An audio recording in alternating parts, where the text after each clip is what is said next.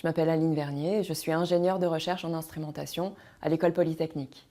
J'ai fait ma thèse dans le domaine des atomes froids et depuis 2013, je travaille au laboratoire d'optique appliquée à Palaiseau sur des expériences d'accélération d'électrons par interaction laser-plasma.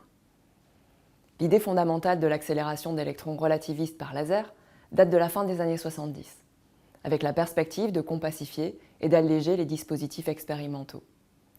Les accélérateurs d'électrons ont des applications assez variées.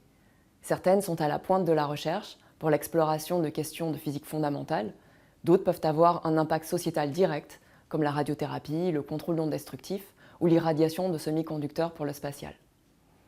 Les premières réalisations expérimentales de faisceaux de bonne qualité, c'est-à-dire collimatés et monoénergétiques, n'ont vu le jour qu'à partir de 2004, avec des lasers de classe Joule basés sur l'amplification par dérive de fréquence.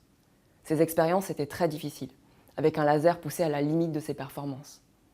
Mais elles ont permis d'envisager l'accélération laser-plasma comme une véritable technique d'accélération, potentiellement utilisable à terme pour les applications allant de l'étude de phénomènes ultra-brefs dans la matière à la radiobiologie.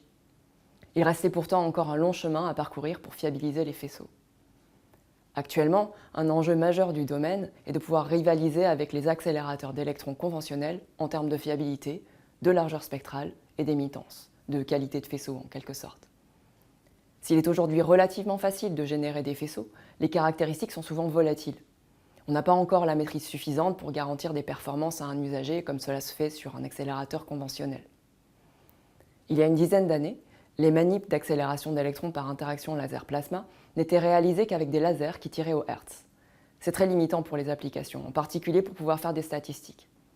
À cette époque, au LOA, le groupe physique du cycle optique, PCO, développait un laser très innovant. Il devait permettre d'obtenir des impulsions de quelques millijoules, quelques femtosecondes à une cadence d'1 kHz, et donc d'atteindre la puissance crête d'1 TW nécessaire pour accélérer des électrons relativistes. C'était un projet très ambitieux. Le laser était en cours de développement et il y avait tout à faire sur la partie accélérateur. Je suis arrivée au tout début de ce projet et j'ai d'abord pris en charge l'interfaçage des différents instruments, motorisation sous vide, caméra et quelques diagnostics laser, tout en étant un soutien technique pour les doctorantes et doctorants travaillant sur la manip et sur le laser. Quand on travaille dans une petite équipe, il est essentiel de savoir toucher à tous les aspects expérimentaux au laboratoire. Et je suis toujours ravie d'apprendre quelque chose de nouveau. En plus de la diversité inhérente à l'instrumentation, cette soif d'apprendre m'a aussi amenée, entre autres, à être conseillère en radioprotection du labo, à développer un système de sécurité pour une ligne d'hydrogène à haute pression ou à faire de la gestion de projet pour un nouvel accélérateur au laboratoire.